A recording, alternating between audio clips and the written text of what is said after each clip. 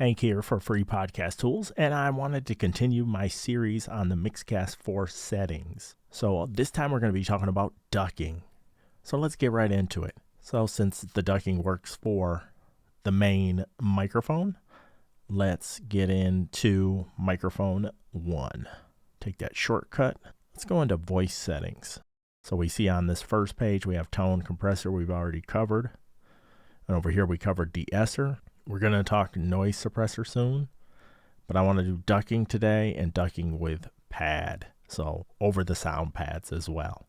So your voice on channel 1 microphone would override if you have music going in the background, so you can have like a music bed of sorts. So we'll leave that on. Let's click the gear button and get in here. So I am going to use Tascam's own documentation as part of this video. In their documentation, they say that threshold, set the mic input 1 input level. Attack, this sets the time before mic 1 input ducking starts. Release, this sets the time until mic input 1 ducking stops. Attenuate, this adjusts the amount of level reduction for signals other than mic input 1. So whatever you're ducking would be reduced by that amount. So let's play around in here just for a moment. I have some music on here queued up.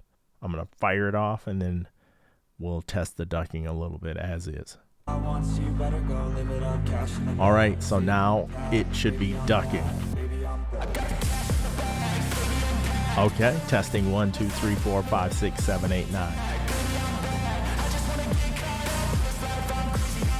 Okay, we'll turn that down for just a second. Let's adjust the threshold. I just want to see what it does. So it's at 36 right now. Let's go to about 18, negative 18 dB. Now let's try that test again.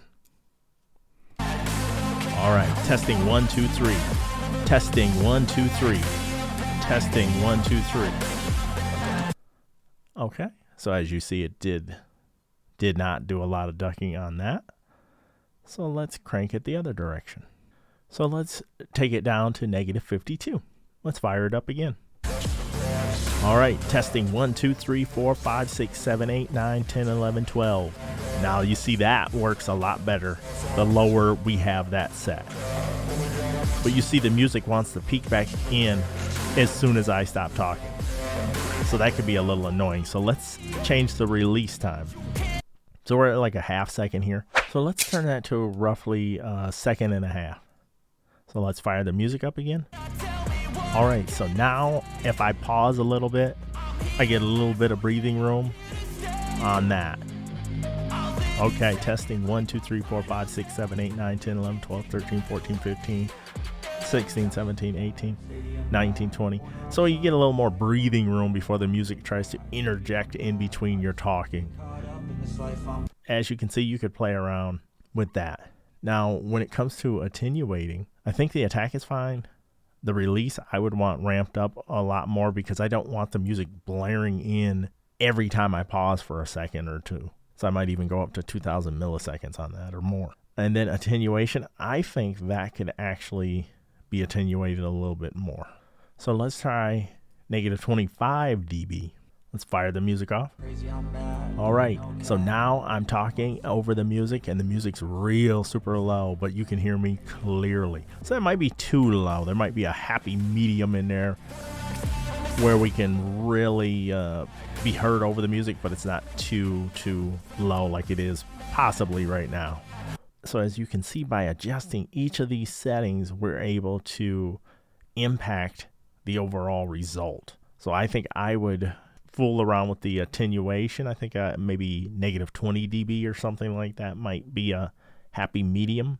But the release time is what I would really focus on for my own personal use, because I don't want the music just constantly jumping in every time I pause. So I'd probably ramp that up a little bit. The attack time seemed to be pretty good at 800 milliseconds. And then the threshold I dialed way back, and that seemed to help it work for me. But that's just a basic overview on the ducking. However, a community member found a potential issue.